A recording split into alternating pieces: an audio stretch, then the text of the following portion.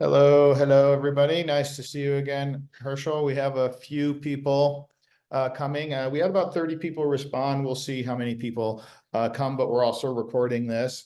So thanks for taking your time. I know you're a busy guy, and we've invested together in India, and I thought we'd just start off. Maybe you could tell me a little bit about your venture fund, how you got started investing in India. And then let's talk about some macro trends and stuff that's going on in India. And I'll talk a little bit about, why as an American, I'm excited about the Indian market. And then Yeah, at the end, we can do a few questions. definitely. And Martin, I appreciate all your support very early in my own venture career. It's been phenomenal doing deals with you and having you be a part of my network. So I appreciate all that you've done. So you're a phenomenal guy. One of my first believers. So always forever grateful. So thank you. Thank you. So I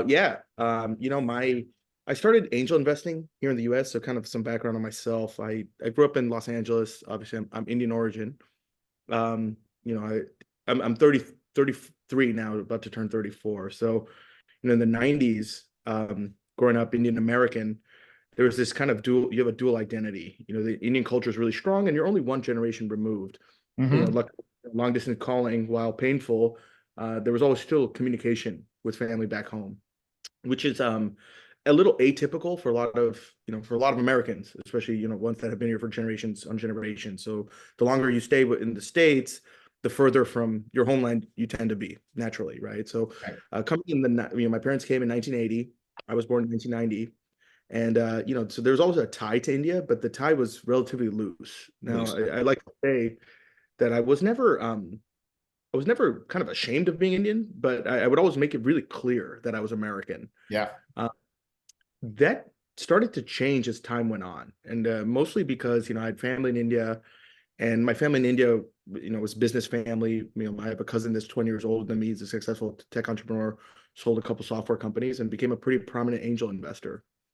Around 2010 is when he had his first exit in 2000 2011, and then he had another one I'm sorry, in 2008 and then 2012. So during that time, there wasn't much of a venture ecosystem, and he became Mm-hmm. like a super angel in India. Mm-hmm. Back then, I think Excel India was probably a $10 million fund in 2010. Today, Mm-hmm. it's a $100 million fund. So you can Yeah. kind of see growth within the big boys there. But nonetheless, the ecosystem wasn't developed. India is probably 10, 20 years behind in terms of just the venture ecosystem development and capital inflow. Smartphones changed everything. WhatsApp changed everything. So when WhatsApp came about, all the families on WhatsApp communicating regularly. And then I went to India and I did a backpack trip by myself in 2017. And that's when it hit me that something was really happening there. It was easier to travel in India than it would be in the United States. And I have male privilege there, but part of it was because of the software that was available for Indians, mostly Paytm and Redbus.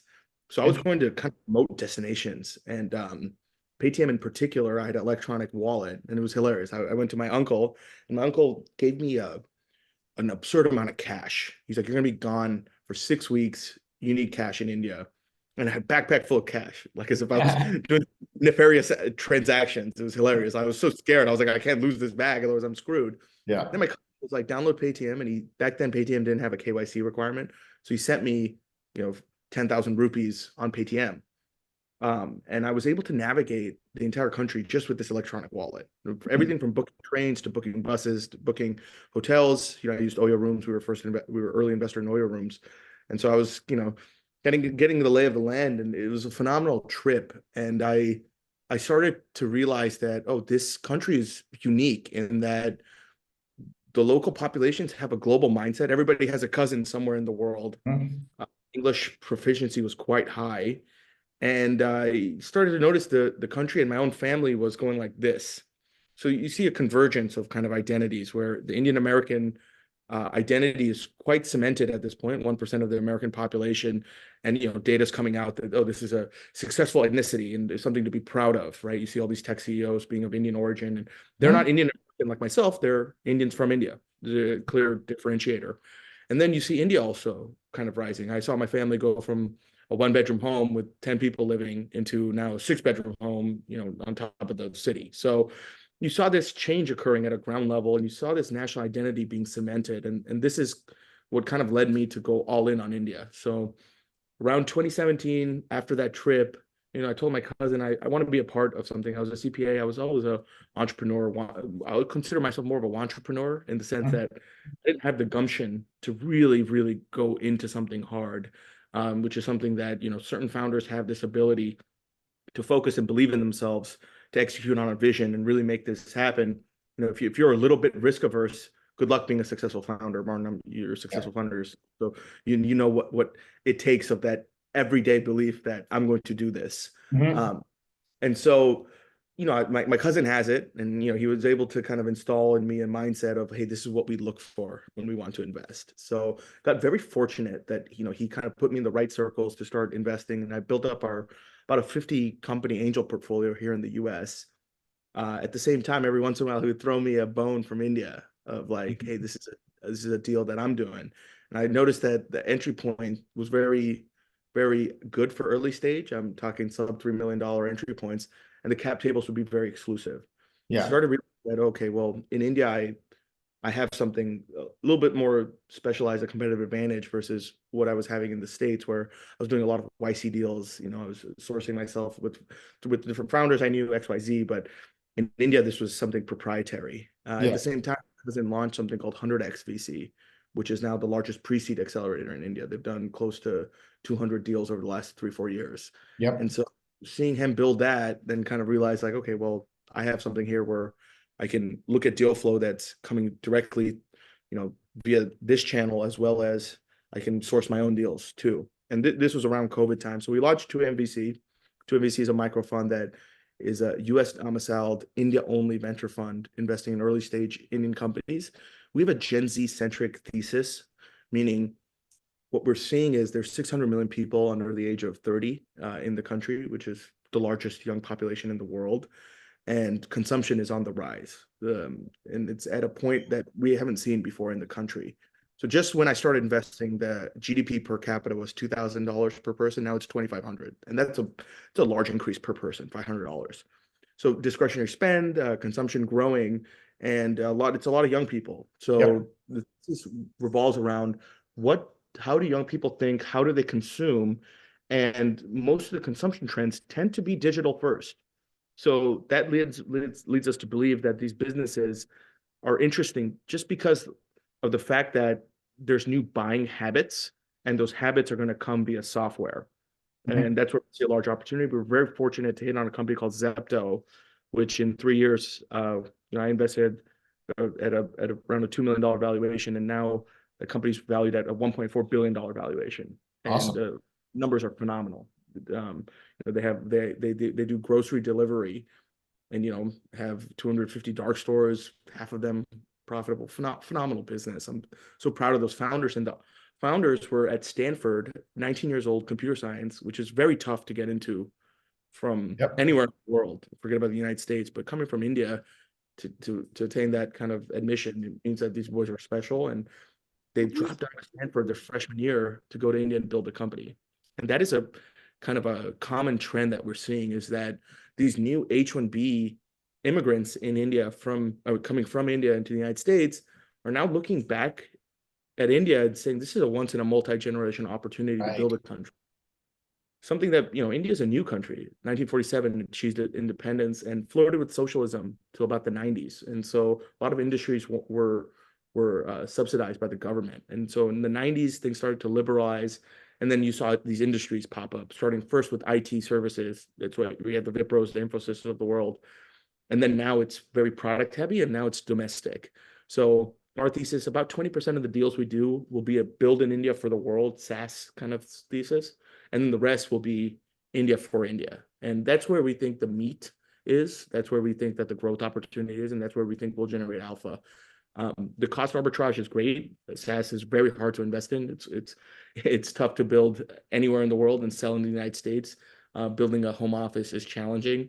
We feel that, given that we are kind of in both geographies, that we have an advantage there. But more importantly, we also believe the better bet is on the domestic market. And all the deals we've done, Martin, together have been those domestic plays. Yeah, domestic ones.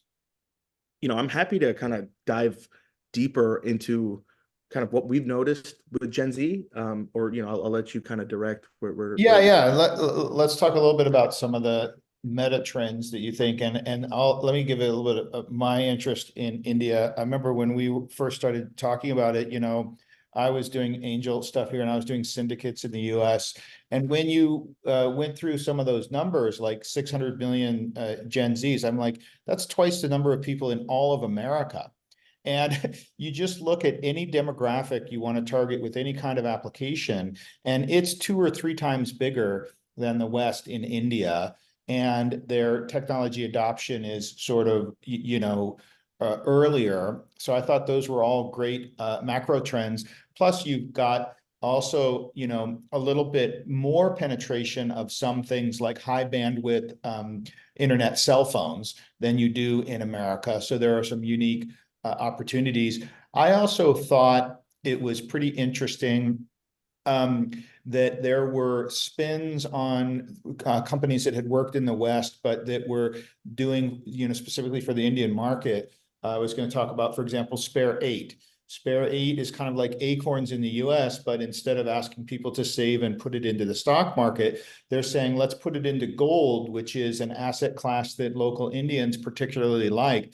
So it was not just a copy paste from the US, but a copy localize and make specific to something that's unique about India. And I thought that was an interesting way to approach the Indian market too. So I'm super interested just because of the demographics, also a little bit the arbitrage on valuation. And so why don't you talk about, like, you talked about the trends you saw in 2017 and 18. What do you think are the trends for the next 2 or 3 years that are going to be driving India? One of the trends that I had heard about is, we all heard that the Wipro and the big outsourced customer service shops, but one of the comments is AI could put those people shops out of business in India. And are there things that are coming that are going to affect the Indian story either positively or negatively in the next 2 or 3 years? Yeah, India's a challenging market. For a few reasons, but like the opportunity is massive. So I'll kind of go into kind of the hurdles and why those hurdles are actually opportunities. So right now with the young Indians, one of the trends that we're seeing is young Indians have figured out their own arbitrage of, how do I earn a living in USD or Euro, Australian dollar, and live in INR? This living arbitrage is phenomenal. The purchase power parity of the rupee is beyond what you could see. So for example, a $15,000 a year salary is probably the equivalent of like a $60,000 to $70,000 a year salary in the United States. And then when you go into tier 2 India, that number just keeps going up. So what you're seeing is a young population that has figured out how to earn a living digitally. So be it, for example, Facebook groups. If you go on Facebook or Meta, I should call it Meta groups. If you go on Meta groups and you search for Photoshop, a Photoshop group, you'll see a name there that'll be like Surendra, and Surendra will be based in somewhere in South India.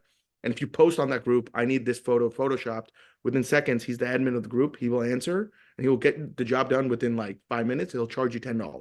You're it's phenomenal. This guy's going to do this thing that I would have charged, somebody would have charged me $100 in the States. He'll do it for 10 and it's done instantly.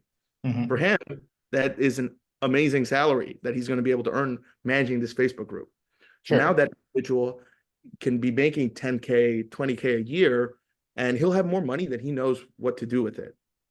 And that's where discretionary spend gets really interesting. Now, India is still an emerging market. When $2,500 per person, it doesn't seem like a lot. So you really have to kind of understand the tiers that India operates in.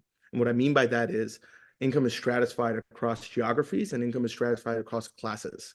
So when you look at venture opportunities, you kind of want to focus on that top 10% India and then the top 30, 40% that will become top 10 India over the next 10 years. And what are they going to be spending money on? And then how they spend money.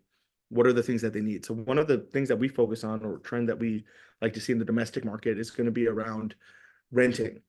So this is a huge pain point for young Indians. The last deal that we just did, it's in the, it basically allows for individuals to list their homes. It's a managed rental marketplace. So Okay. if you have rental property, instead of you being the landlord, determining is this person going to mess up your home or not, there's a big trust gap.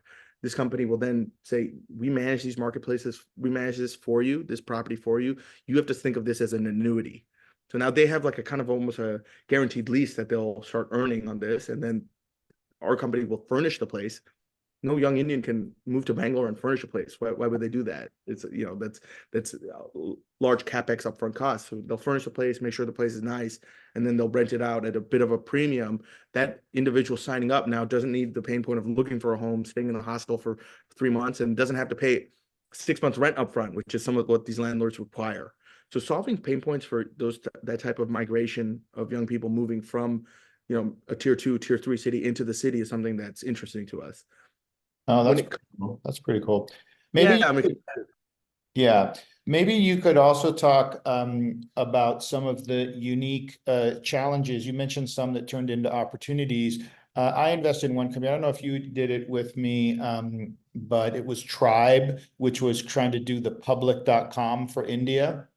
And what happened there, the thesis was good, like, millennial investors, getting them into the stock market, same kind of thing, user generated, Robin Hood type thing. But then what happened in India is that the government changed the regulation and said, in order to make a stock recommendation, you need a license. So they basically outlawed the business model of user generated stock recommendations. And, that was something you couldn't have known going into it, or maybe you could have. But maybe you could talk, and I know that a lot of people were the payment system you talked about was an interesting opportunity, but the Indian government put a lot of restrictions around companies' ability to make money on those payments. So maybe you could talk a little bit about the regulatory environment, or what's sort of unique about the way the regulators think about India that might limit some opportunities in technology. so interesting you touch on that, and a lot of these regulations will be around fintech in general. So Sure, fintech is the most funded sector in venture in India, by the way. sure.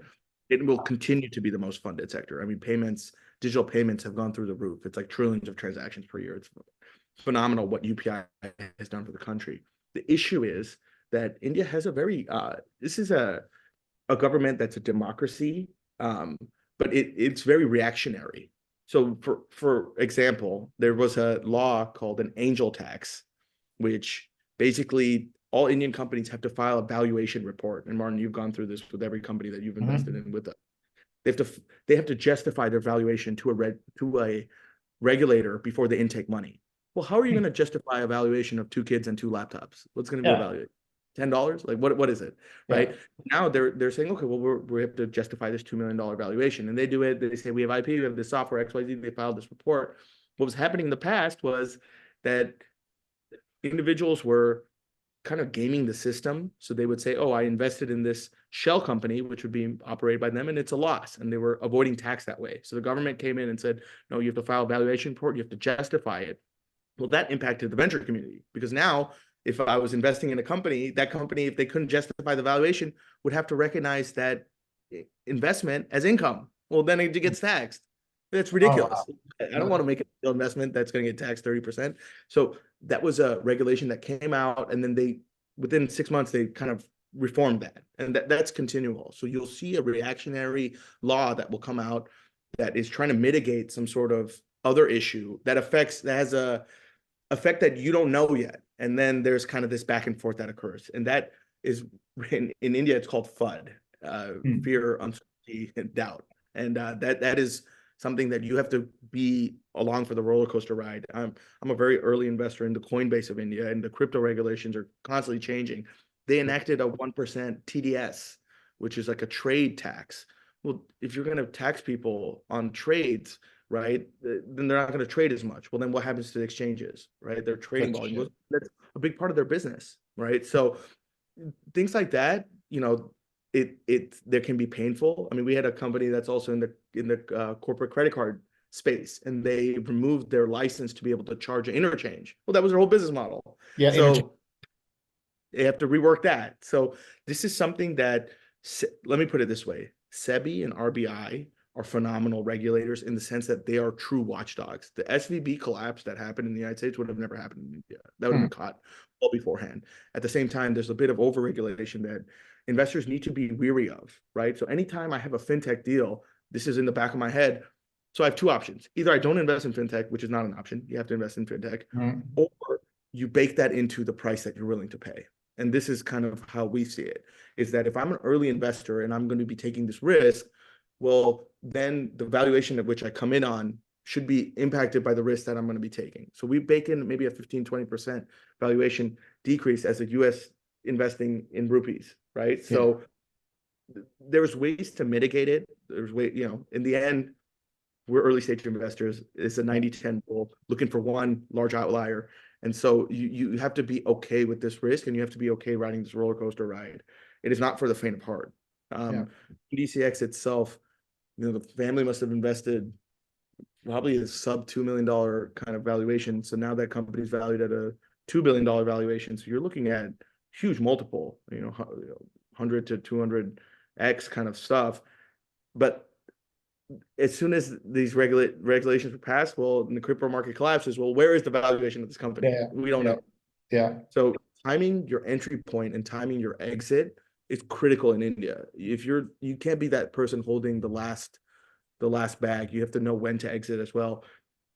Today, the way that we look at India was 10 years ago, Martin, there was 5 to 10 unicorns in India. Okay, today there's 10, fast forward 10 years later, there's 100. Right? And there's 10 decacorns.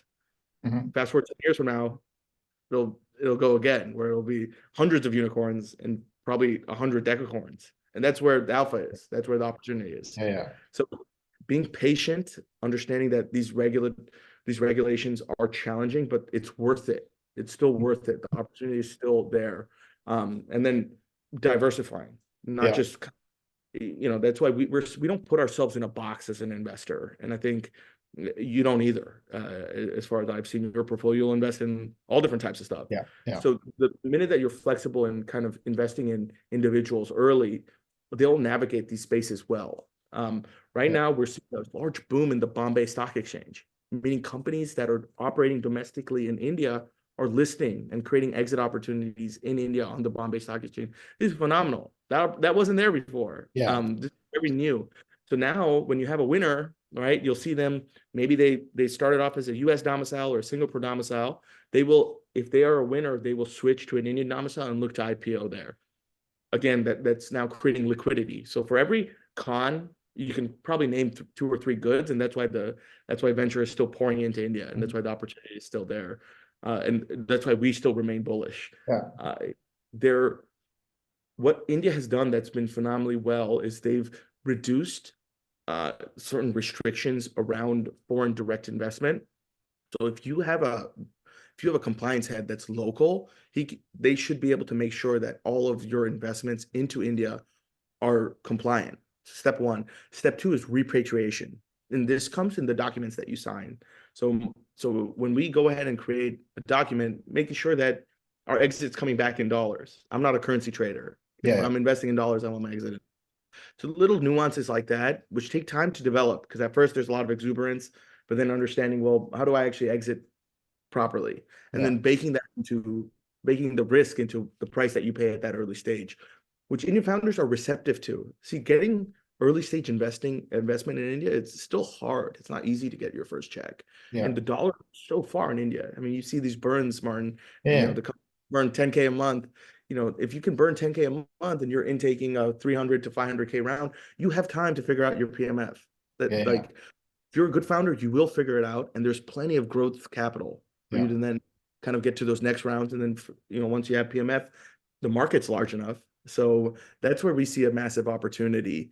When it comes to kind of AI disrupting industries, Wipro and Infosys are actually really well positioned, and Tata Consulting and things like that, to actually become like McKinsey type companies. That's what we see. We see India becoming like kind of a leader in creating AI tools that are very service oriented for these companies. So there will be a McKinsey of India, of AI coming out of India. That we're looking for. That's the company that we're looking for, and that feels kind of a little bit backwards per se, because you're investing in human capital.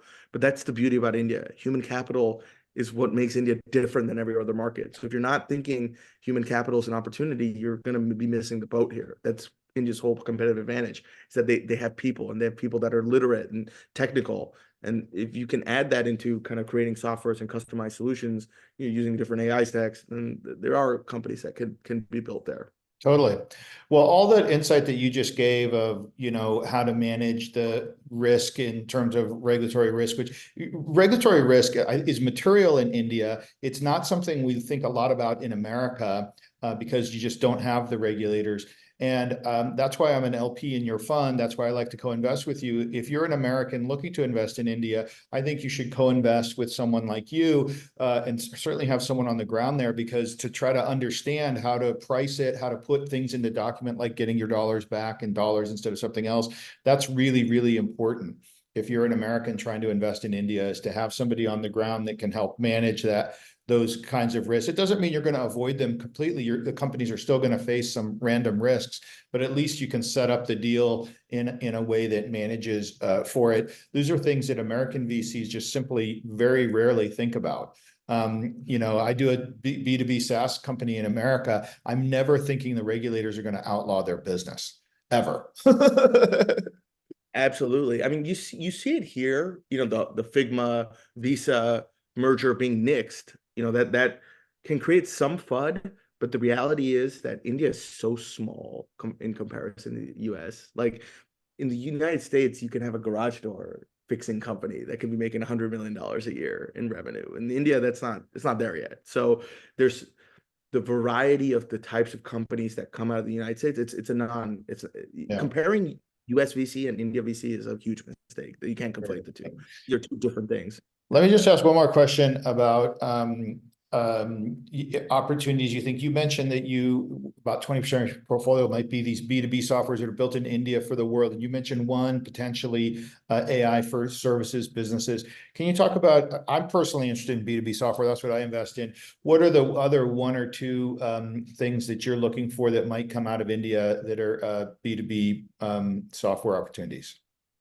Yeah, so we see a lot of automation. We see a lot of MarTech, a lot of kind of ROI optimizers, the things that help resellers.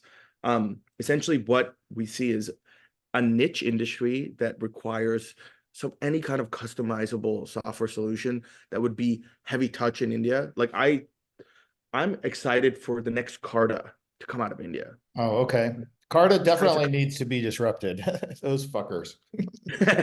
Yeah, or that's where I see a huge opportunity, because you have a country that's English proficient, right? Like for example, Ernst & Young.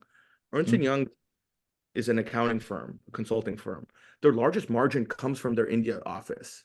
What they do is during tax time, they will ship over a bunch of Indians who will come to Los Angeles or New York, and they'll sit in an office and they'll pump out tax returns.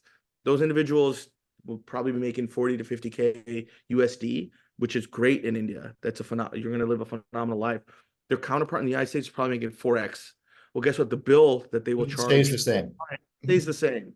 And that's where we think that there's a B2B opportunity along that kind of human capital arbitrage, right? So a company like Carta, which is very employee heavy, right? You need the individual to comb through the documents, to put in the amount. I need somebody on site who I can message that will respond back immediately. Well, why can't that company be India based? Why can't my fund administrator be an Indian company? The knowledge is universal. Yeah. The proficiency is there. So those are the types of companies I think are quite interesting, ones that leverage the human capital advantage. The other things that we see, that comes out quite a lot, or actually, you know what? I'll take a step back. Where to be careful in investing in Indian B2B SaaS is a lot of times founders, they kind of test their thesis with Indian businesses, and the Indian B2B space is a lot smaller than the United States. The willingness for an corporate to pay for a piece of software is low because they can just hire people to make that software, right? So what ends up happening is if you test your thesis in India first, and then you say, well, I want to be a global company, good luck. That's going to be really tough to bring that knowledge abroad. So we see companies that are kind of entering into spaces that are a bit too saturated. And then when you're a last mover in a B2B space that's saturated, it is tough. You're going to have a hard time. You have to find a space where everybody hates the incumbents. Like, oh, I hate this software. Yeah, Then yeah. then maybe opportunity. But if that's not the case, you're going to have a hard time. So a few companies that have done phenomenally well, Postman, which is an API company, Mhm. Browser Stack, it's a like phenomenal business. They did not raise a single dollar to their Series B. Hmm. This scrapped the whole thing, and then Freshdesk, which is now publicly listed. Oh, yeah, But Fresh, Freshworks, Freshworks, yeah. Freshdesk is one of the products. So these are three SaaS stories that have done really, really well, kind of built in India for the world. The rest you'll be hard pressed to find. I mean, there are some, but it'll be challenging. Where we see an opportunity is around B2B trade. So think if I'm a windmill company that builds large kind of new clean tech, actual, large projects, turbines, things like that. Those components can now come from India. India has a large population that can get into manufacturing, right? And this is how the population actually gets upskilled. So we saw Modi, kind of host a big event in Gujarat called Gift City. And so, there's an area in India they're inviting foreign offices to start there. There's tax incentives, things like that, less regulations. And you see Tesla opening up an office, Foxconn Mhm. opening up an office. So now we think component manufacturing will become a viable space to look at, and that will be mostly in the B2B sector. And it ties in a little bit of deep tech nuance that we think India will be capable of. There is a beauty about skipping legacy infrastructure. And when you have Mhm. young people and you can build something that, that's what China's playbook and from 2000 to 2010. I mean, what they did with Shenzhen and Guangzhou, it's phenomenal. I'm hoping that something like that can happen in India. Then you'll see tremendous growth. And then you'll see upskilling happen with the population that needs these jobs. And once those folks are upskilled, better jobs, better wage, more consumption, domestic place then play out much better. So Okay, cool.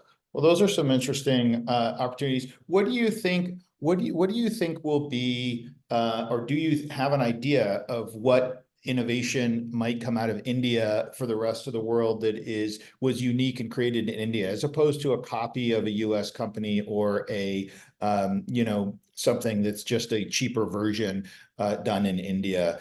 Do you see any real innovation on on the horizon? So India is largely agrarian over Okay. like, Oh, ag tech. yeah, so 50% of the actual economy is built on domestic agriculture. And starting in 2018, India had a food surplus. So something to note, India may be a developing market. There is poverty in India, but the hunger factor is significantly reduced. You don't Hmm. see hungry. There's enough food, right? And India is a very fertile land, very geographically very fortunate to be where they are, right? So when you have a population that's highly agrarian and self-sustaining farms, ag tech is very interesting. Now you're talking about Sure. farmers increasing their yield and then going global. Well, there's the largest population in the Middle East is going to be South Indian or South Asian origin, from Right. Pakistan, Bangladesh, whatever it is. Those are kind of the more the working class, middle class populations in these areas. Think UAE and Qatar and things like that. So naturally, those aren't fertile lands. They don't have Mhm. ability to own crops. So India can become a natural channel. So we have a company that does B2B supply chain around ag tech. And what they'll do is they'll find like basmati rice farmers and they'll kind of connect the dots to create a standardized product. And then, now they have a portal where buyers from around the world can go in and source grains and different vegetables from Mhm. India. Which then, if you tie in an ag tech component, well, it's in their benefit to then give ag tech solutions to those farmers to the private Right. label own products. So things like that, we're really Right. excited about. And there's a company in the 100X portfolio called Philo, which is doing phenomenally well. They basically have an irrigation monitoring system that really helps farmers increase their yield. So things like that we think are going to be huge from a deep tech perspective. Also space. Okay. India, if you go to NASA, you'll be shocked at how many Indians sit at NASA. It's like I it's bet. absurd. So now those same individuals, especially from a young person perspective, they're going to go to ISRO. So space tech will be quite large in India. just from a talent perspective. And then because Indians tend to be very cost effective when it comes to those actual kind of governmental products or projects, that's very interesting. I think space, defense, these are going to be industries India is kind of focusing on. You'll see a lot of government support, and more importantly, you'll see large amounts of talent pour into these sectors. In the past, that talent was leaving. There was a brain drain that occurred. Right. That brain drain is significantly reduced today. Just to give a statistic, IITs are these universities in India which you have to test in to get into. You can't just give a donation and go to IIT. That's not how it works. There's a specific exam, and based on your score, you get admitted, and they will even select your major. I don't know if that's fair or not, but that's a different conversation. Nonetheless, in the year 2000, 15% of IIT grads sought employment in India after graduation. Today, that number left. It's now 85% left. Today, in the year 2020, that number was 80% stayed. Interesting.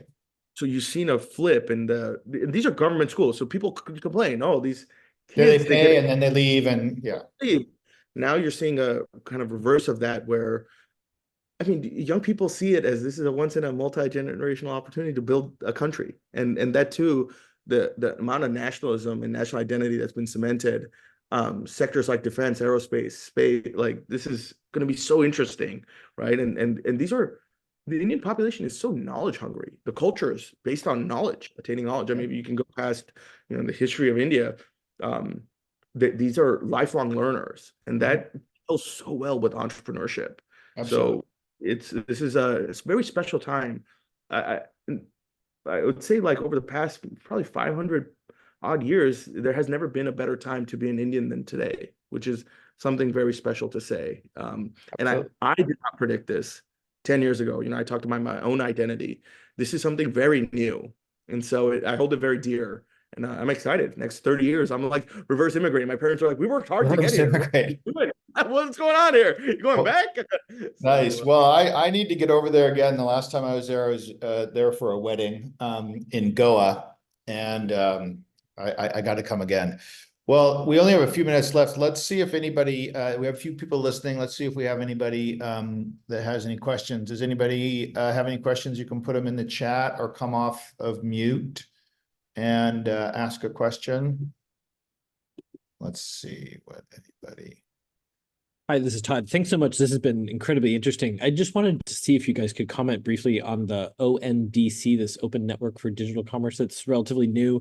How are you approaching it? Just what are you thinking about? I really appreciated you guys touched on the regulatory stuff. I will admit that was sort of giving me a lot of pause, just because when that new regulation came out, maybe 6 months ago, there was like a freak out in the whole startup sector. But I'll admit you sort of put my apprehensions at ease. So if you could just comment on ONDC, I would really appreciate it.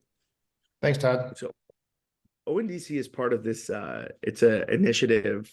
It's called the India Stack. So India has created this digital stack. It started in 2009 with a system called Aadhaar, which is basically a digital biometric ID. And now, by the way, like 90% of India is identified via Aadhaar. It's like, this is phenomenal. Like a country that didn't know who their citizens were. Today, it's digitally recorded.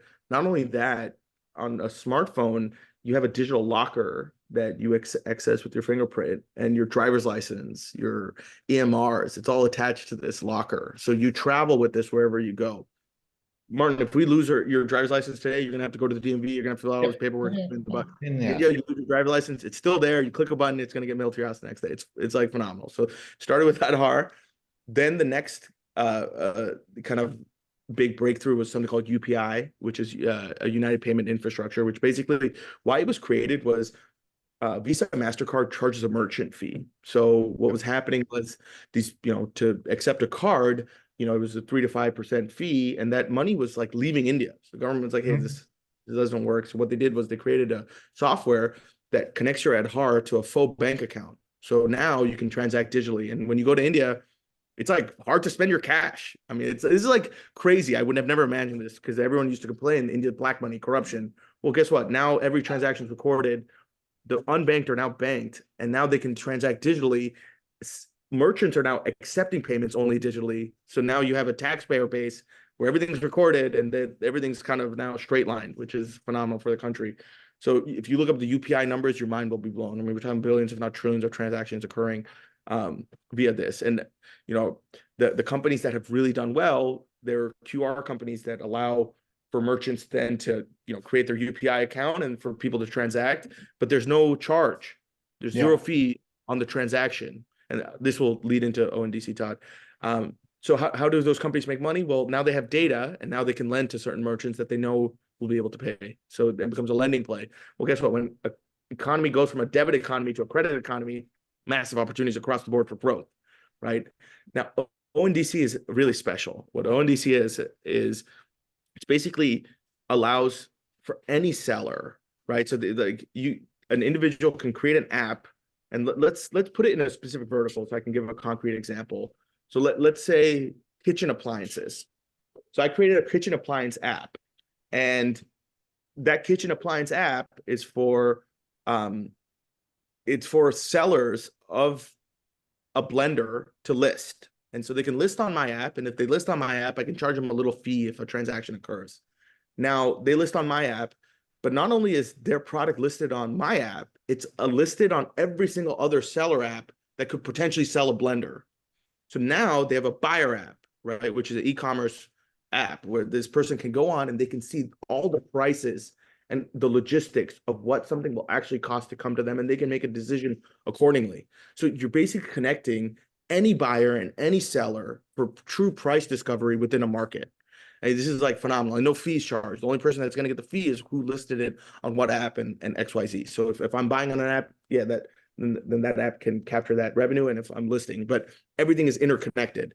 So imagine an app where it showed you, you know, when you go on Google and you type in blender, you'll see Amazon, you'll see Amazon's, you'll see, you know, Walmart, you'll see all these different e-commerce places right in that little sector there. Now imagine if that was on your phone, but not only that, they should give you true prices, true reviews, and you didn't even have to open up these other apps. It's all within one framework. So it has not been adopted just yet, but there will be a massive player in this. In fact, I have so many B2B marketplace companies that are struggling.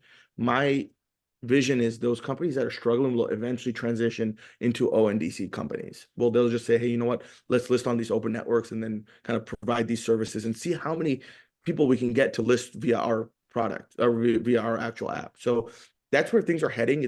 It's really consumer friendly, true and seller friendly. So price discovery, price transparency, matched with a seller being able to then decide who they want to sell to, and then being able to also see who their competitor are pricing and then match accordingly. So it's like open e-commerce. It's something special. So it seems like one of the things Indian regulators are trying to do is to take some of these big transaction opportunities like financial transactions, like e-commerce transactions, and lower the friction and lower the tax ability in those transactions, which is going to lower the overall cost to the economy, which I think is amazing. I kind of wish in America we had some regulators that thought like that. You probably saw recently the settlement with the Realtors Association making it illegal for them to charge 6% fee.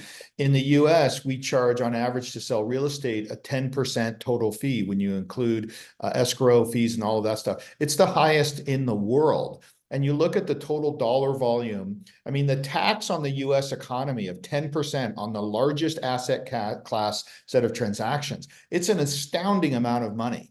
Unfortunately, in America, we don't have any regulator who cares to reduce that tax. In fact, they're, you know, bought and paid for by the realtors and the agencies that are making money in there. Maybe that's just because we've had them in our system for so long. But I think that's really interesting that India's government's thinking a little bit more forward, like how do we enable these commerce things, but lower the overall sort of, you know, big burden on our population.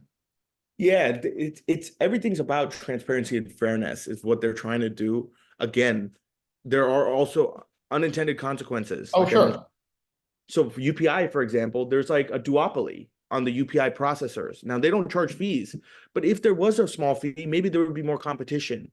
right? Right. Now, if you have just two companies dominating the space, maybe you can have 10 companies. So there are nuances that kind of take place. But what is interesting is the government pushes out software that makes the life of Indians easier, and there are venture opportunities around building within these frameworks. Yeah, so it's exciting, and I don't know any other government that has that capacity to ship software like that. It's really cool. Yeah. I mean, I've seen a few, it seems like Singapore is pretty good at managing that kind of thing for the benefit of their population as well. Australia on the real estate side seems to be doing it right. They pay a total of 1% transaction fee in residential real estate, and we pay 10. There's all sorts of regulations around that. But anyway, well, let's see if anybody else has any questions. Kim or Sankar, if you want to come off mute and ask a question, or if you don't, we can wrap up a little bit. Oh, here's one. Shankar said in chat, which sector within fintech one should be focused on, where there will be ability to build a huge ARR machines? If B2C is under risk, is B2B better? You have any thoughts? I mean, yeah, yes. With fintech, most of the plays inevitably will lead to lending. I just think the B2C opportunity is better than the B2B currently. So, I mean, if you look at companies like MobiKwik, phenomenal. They're going to be on the B2B side. Even Razorpay, B2B side, that's like the Stripe for India, phenomenal company. We have one company in our portfolio, Carbon Card, which is like a Brex of India, phenomenal. But the actual opportunity then just becomes around lending. See, the Indian merchant is in this stage of there's like different kinds of populations in India, and this might sound a little crude, but not every merchant has the desire to become a millionaire. Right. And when you have individuals who, when they do a calculation in their mind and they say, okay, at 5 p.m. I need to make X amount to be okay, and if they hit that amount at 2 o'clock, they shut down their shop. Well, then those types of individuals are really tough to sell to. And that tends to happen in places like where you live in paradise. If you live on the beach, you just want to with your family. You're not thinking of that extra dollar. So whereas B2C, people need to consume, and Indians are looking to consume. So where I think that the biggest opportunity is probably in credit for these individuals. I mean, we're about to do a credit play, which is really exciting. It's like a hyper localized, starting with rewards and then going into credit. But underwriting these individuals that don't have a large transaction history is really tough. I mean, if you're born American, you have credit. You're just born with credit. Do you know the macro numbers? I was listening. I'm also investing a little bit in Africa. I'm doing another thing next month with an investor in Africa, and places like Nigeria are still like a 92% cash business thing. And when you look at the total potential growth of economic opportunity in a cash economy versus a credit economy, it's like 10 times more in the credit economy, just because of the access to capital. I mean, your ability to invest more in inventory or to build a new shop or whatever like that. Do you know the macro numbers in India and the trends, like in terms of percent of total cash versus credit transactions or anything? It seems like they're ahead of Africa in terms of access to credit. But still fairly low. Very low. Yeah.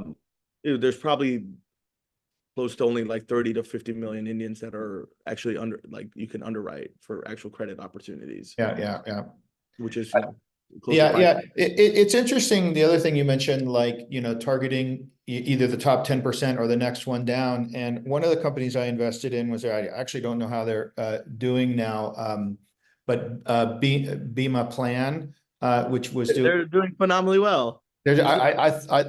Phenomenally well. I thought so, but their thesis was, hey, insurance is a super inefficient fucking thing. It's, sold inefficiently. They pay 50% of the premiums to their sales channel. The premiums are really high. Only the top 5 or 10% can afford it. Let's make it more efficient, sell it direct, and lower premiums without fundamentally changing the underwriting of the risk. And then you're going to increase access from the top 10% to maybe the next 30%.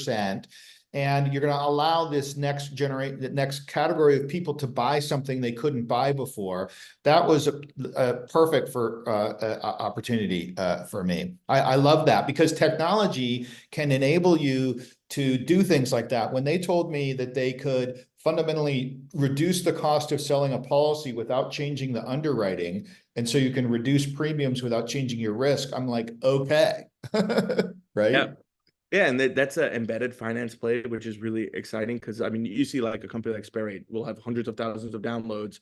Well, if you have a little, someone's savings, and then all of a sudden when they hit a certain amount, something will pop up for them to easily purchase health insurance. And if that's in their mindset of, what, grandma's sick or mom's sick, maybe Okay. we should get health insurance, then that's how that happens.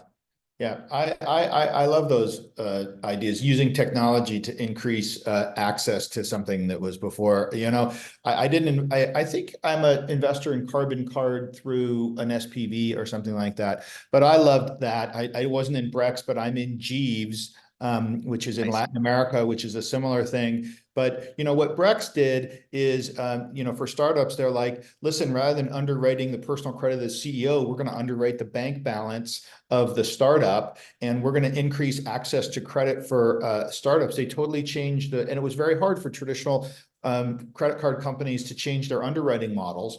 And they were able to do it. But what it fundamentally did is it increased access to credit cards to this whole category that never had them before. And I love those things that make the market bigger. It's like with Uber, right? What was the size of the ride sharing market before Uber? It was zero. There was no fucking ride sharing market. It was taxis. And I've seen the numbers, it's something like 30 or 40 times the number of rides that people are doing daily because you have Uber, whereas before you had this inefficient thing called taxis that people just didn't use because it sucked. I love those opportunities that make markets bigger like that. So yeah, you nailed it. That's the India story right now. and that's the India story too. You've got bigger markets that are growing faster with people that want more of these kind of access to things that they couldn't have before. And in cases where technology can increase the access by making it more efficient or whatever, that's pretty amazing. So I'm excited. I'm bullish. I hope we can do some more of those B2B things. I won't be in my current fund. I'm not going to be doing the B2C things, but any of those B2B building for the world, make sure you let me know. And let's wrap up here. I think a lot of people found me on Twitter, Martin G. Tobias. You're on Twitter too. What's the best way for people to contact you, Hershel? LinkedIn and email. LinkedIn and email. Hershel at 2amvc.com. 2amvc. LinkedIn. Okay, well, you are one of my favorite VCs over there, and I hope to do more deals with you, and I hope to talk to you again. Thank you, everybody, for coming. I'll send you a link. Take care.